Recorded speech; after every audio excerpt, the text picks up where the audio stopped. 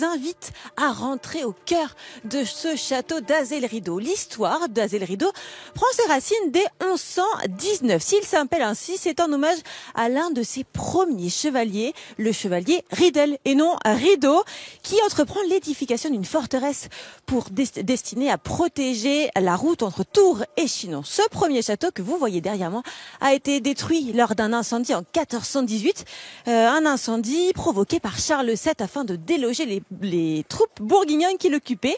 Le château ainsi que vous voyez derrière, que vous allez voir derrière, a été construit en 1518, mais je vous laisse le découvrir avec Mélanie Trachler. Azay-le-Rideau, un des plus jolis châteaux de la Renaissance ligérienne, dessiné par le trésorier de François Ier, Gilles Berthelot, et par sa femme Philippe Lesbailly. Un quadrillage très fort, une verticalité très marquée par ses lucarnes et ses bandeaux. Azay se situe à la fin du gothique et au tout début de la Renaissance. On grappille un petit peu là, un petit peu là, un petit peu là, et puis on se fait son château à soi. Et d'ailleurs, vous remarquerez que dans le Val-de-Loire, aucun château pourtant de la Renaissance ne se ressemble. Tout simplement parce que les interprétations, les architectures, les architectes interprètent de manière différente cet héritage italien et du nord de l'Europe. Fort de ses contacts à la cour, Berthelot embauche des artisans italiens. Ça donne cet escalier jusqu'alors inconnu en France. À Azay-le-Rideau, nous avons un escalier rampe sur rampe, donc c'est un escalier droit avec un noyau central. Et une des choses assez extraordinaires dans cet escalier du château d'Azay-le-Rideau, c'est justement la présence de rampes.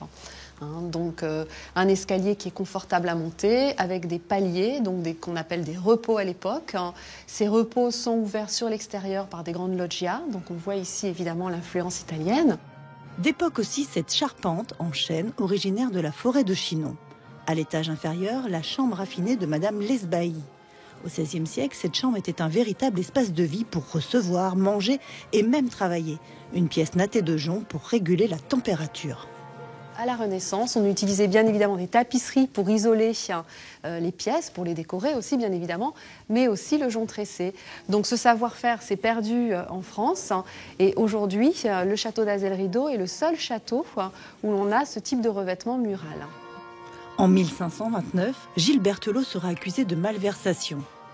Après sa défaite de Pavie, François Ier doit donner une rançon à Charles Quint pour sa libération.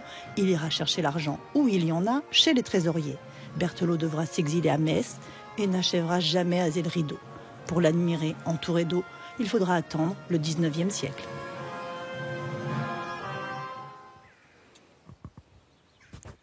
Nous voici de retour sur le ponton qui mène à ce magnifique château d'Azay-le-Rideau, accompagné de notre premier invité, Jacques Buisson-Catil. Bonsoir, merci de nous recevoir, puisque vous êtes au sein de ce château.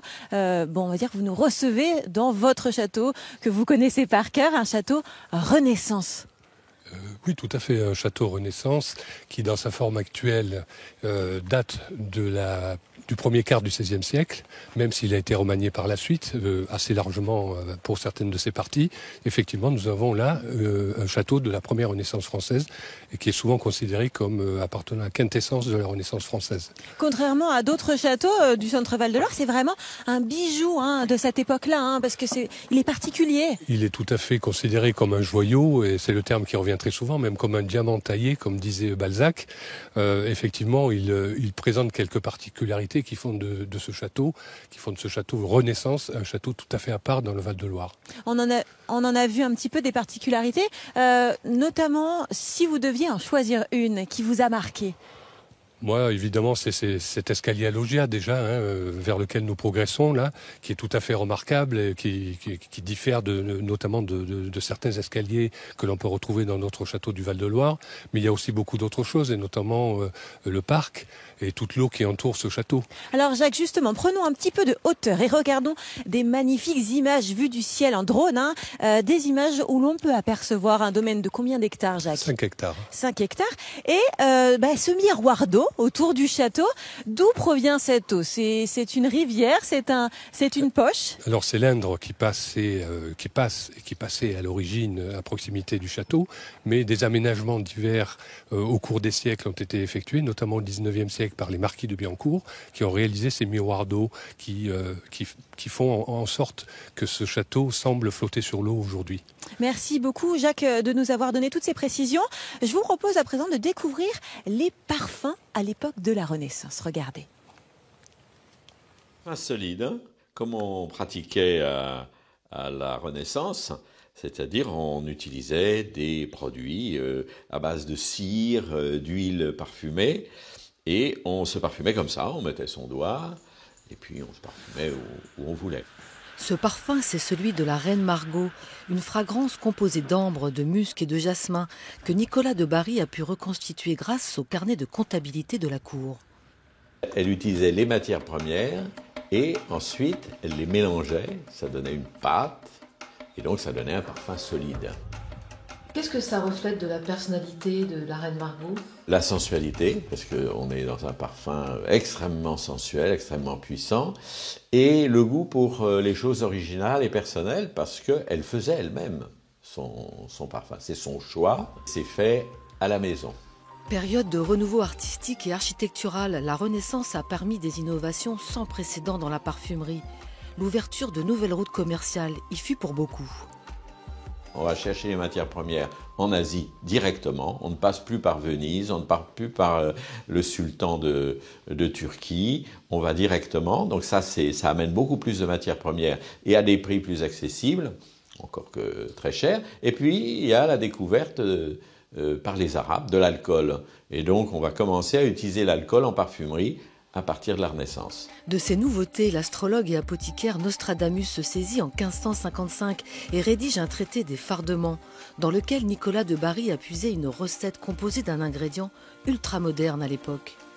Les oranges qui arrivent à la cour de France à l'époque de la Renaissance, ce sont des produits de haut luxe. Donc il met dans le parfum des zestes d'orange. Et ce faisant, c'est comme s'il mettait des louches de caviar dans un plat. C'est le fin du fin, c'est le chic du chic. Une senteur très en cours que la future reine Margot eut certainement le privilège d'humer, alors qu'elle n'était qu'une enfant. La cerise sur le château se cache dans les combles, Nathalie. La charpente en chêne est une merveille. Elle vient d'être restaurée. Oui, tout à fait. Alors les combles sont ouverts aux visiteurs depuis 2011, mais nous avons eu un grand chantier de restauration de 2014 à 2017 même. Et les combles ont été entièrement restaurés. La charpente a été mise à nu.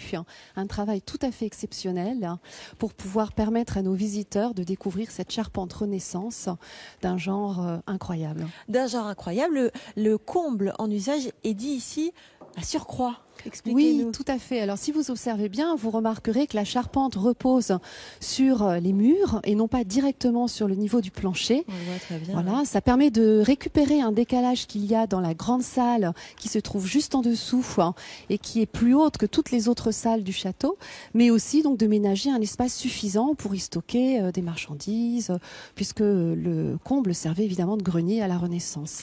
Cette charpente est très rare. Et elle date de combien de temps? Alors cette charpente est exceptionnelle par sa qualité, mais aussi par son âge. Elle a exactement 500 ans. Elle a été Renaissance. Elle est Renaissance évidemment. Et donc les bois qui ont servi, les arbres qui ont servi à construire cette charpente, donc des chênes, ont été abattus dans une forêt de Haute-Futaie, qui est la forêt de Chinon. Et le propriétaire du château d'Azay-le-Rideau, Gilles Berthelot, avait obtenu de la part de François Ier l'autorisation donc de couper ces arbres. C'était au cœur de l'hiver 1518-1519 et elle fut vraisemblablement terminée aux environs de 1522 apparemment. D'accord. Voilà. En 2009, l'UNESCO a fait quelque chose de spécial. Racontez-nous. Oui, alors l'UNESCO a classé l'art du tracé de la charpente au patrimoine mondial immatériel de l'humanité. Donc, un savoir-faire exceptionnel. Un savoir-faire exceptionnel, des compagnons qui se transmettent ce savoir-faire de génération en génération. Et lors de la restauration de la charpente en 2016-2017, les charpentiers compagnons qui ont travaillé ici ont d'ailleurs découvert des méthodes d'assemblage qu'ils ne connaissaient pas. Donc c'est aussi un grand moment à la fois technique et historique. Nathalie, vous vouliez me montrer quelque chose, un tableau, un nombre des charpentiers. Oui, alors vous avez ici un petit tableau qui vous présente le nombre des charpentiers, qui était en fait un code qui était utilisé pour la préparation des poutres pour leur assemblage. Et si on regarde bien certaines de ces poutres, vous pouvez encore retrouver ces traces, donc qui ont 500 ans et qui ont été faites par les compagnons pour assembler cette charpente tout à fait exceptionnelle. Merci beaucoup Nathalie de nous avoir dévoilé les secrets de cette charpente. Merci Je vous beaucoup. en prie, merci. Une séquence enregistrée cet après-midi, vous l'avez compris, parce que actuellement nous sommes dans la grande salle du château d'Azel-Rideau, accompagné de notre invité Philippe Bellaval. Vous êtes président du Centre des Monuments Nationaux. Bonsoir. Pourquoi vous êtes ici? Bonsoir. Parce que vous gérez le château d'Azel-Rideau. Oui, c'est un des fleurons du réseau de plus de 100 monuments que le Centre des Monuments Nationaux gère au nom de l'État. Et nous sommes ici à Azel-Rideau, dans un château où nous avons mené une grande campagne de restauration qui a duré plus de 3 ans. Et nous sommes heureux de présenter un fleuron de la Renaissance à nos nombreux visiteurs. Tout à l'heure, quand on était hors caméra, vous me disiez que vous étiez content de venir nous rejoindre aujourd'hui à Azel-Rideau, puisque ce château est particulier pour vous. Il y a eu beaucoup de rénovations, des années, comme vous le dites. Oui. On voit quelques images qu'on avait tournées il y a quelques mois, quelques années. La restauration a duré longtemps, c'était un long travail. Hein. Oui, plus de 3 ans, parce que ça a été une restauration complète. C'est-à-dire, on a commencé par le parc, puis ensuite les extérieurs, les façades, les toitures, les menuiseries. Et puis, on a beaucoup travaillé aussi sur l'intérieur.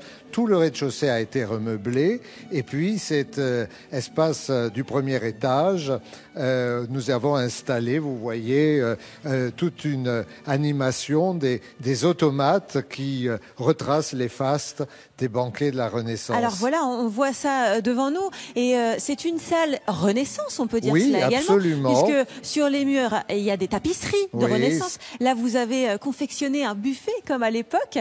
C'était très important pour les 500 ans de la Renaissance de faire découvrir cela au public. Oui, parce que au fond, on a la Renaissance la plus authentique avec les tapisseries qui viennent de nos collections et qui sont purement Renaissance. Et puis, on a aussi un peu la manière dont l'esprit de la Renaissance s'est prolongé, a été réinterprété dans les siècles suivants. Et Philippe, la Renaissance, c'est également Léonard de Vinci. On le connaît, le génie Léonard de Vinci. Aujourd'hui, c'est la fête de la musique. Alors, avant de se retrouver dans la chambre du roi, je vous propose de découvrir l'une de ces machines, une machine hybride appelée la Viola Organista. Si ce jeune homme émerveille ses spectateurs à l'aide de son instrument hybride, c'est grâce à Léonard. Raccourci, certes. Mais de Vinci a tout de même inventé la Viola Organista. Dit comme ça, ce n'est pas très concret, je vous l'accorde. Mais lorsqu'il la dessine en 1470 dans le Codex Atlanticus, le génie n'a qu'une vague idée du son qu'il va produire. C'est un instrument de musique à mi-chemin entre l'orgue, le clavecin et la viole de gambe. Ces touches font tout du piano et pourtant, le rendu est très différent, vous allez voir. Elles sont toutes reliées à des mécanismes qui pressent les 61 cordes en métal contre l'archet en crin de cheval, en bleu, juste là. Cette boucle de crin qui fait office d'archet est mise en mouvement par une grosse poulie, elle-même actionnée par le musicien grâce à un levier situé le long de sa jambe. Lorsqu'il marche, la roue tourne. L'archet, au contact du métal, émet des sons très variés, des vibrations qui rappellent le son d'un violoncelle, d'un orgue ou d'un accordéon. L'ingénieur est décédé avant de voir construite et sonner sa Viola Organista. Il aura en effet fallu attendre 2013 pour qu'un pianiste polonais lui donne vie et confirme ainsi le statut de génie de Léonard de Vinci.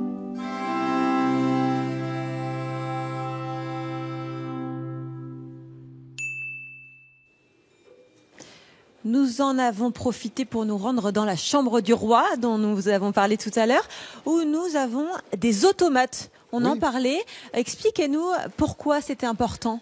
c'est une commande que nous avons passée dans le cadre de la restauration à deux artistes, Piezzo et Keane, qui sont spécialistes de ces automates. Alors, ça a une double fonction. Il y a peut-être un hommage indirect à Léonard de Vinci et au génie de la Renaissance qui ont construit beaucoup de machines complexes.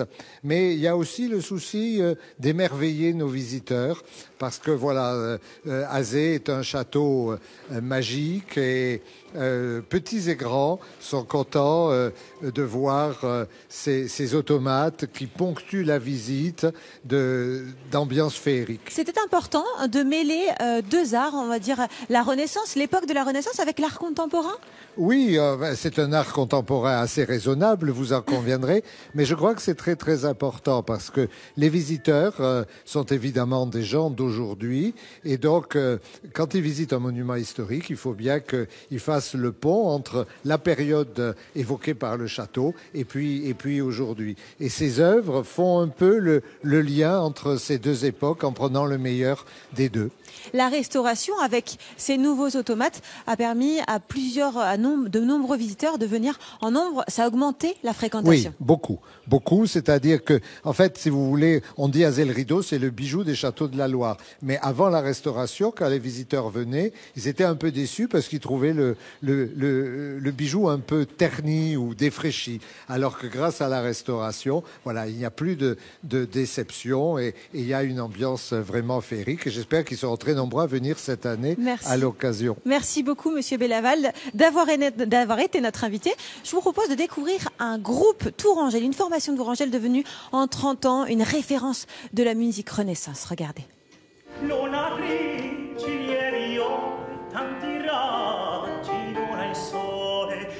Si la Renaissance fête ses 500 ans, Douce Mémoire fête ses 30 ans, 3 décennies pour jouer cette musique ancienne à travers le monde.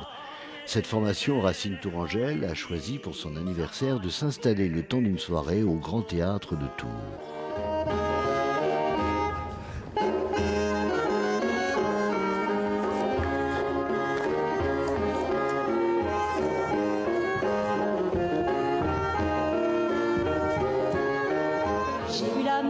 Répétition avec des invités complices, Claire Diterzi. Mais comment respirer votre air? Moi je préfère inventer mon dehors. Ou encore l'étonnant Jean-François Zigel, venu dire en musique toute son admiration à cet orchestre hors norme et à son directeur artistique. Là, l'idée, c'est qu'on continue. Moi, je suis comme beaucoup de musiciens, de compositeurs, surtout étant donné ma génération, on ne connaissait pratiquement rien à la musique avant Bach. Et donc j'ai découvert tout cet univers chatoyant, rythmé, coloré, festif.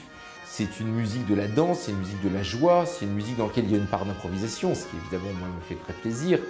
C'est presque le jazz du XVIe siècle en quelque sorte. Si vous pensiez que la musique Renaissance est un peu poussiéreuse, détrompez-vous. Elle est riche, grave parfois, mais aussi ludique. De la musique qui parle souvent de son temps, qui chante l'amour et fait danser. La musique de la Renaissance par rapport à la musique médiévale, c'est une vraie révolution.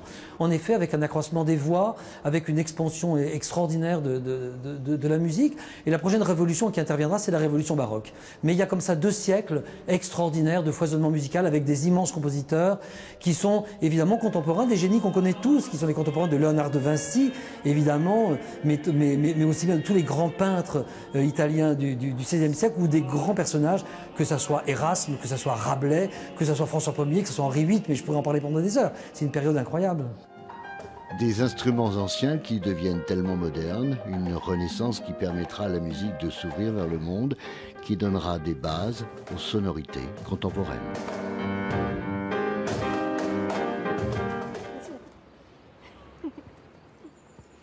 C'est la fin de cette page spéciale JT de la Renaissance au château d'Azay-le-Rideau.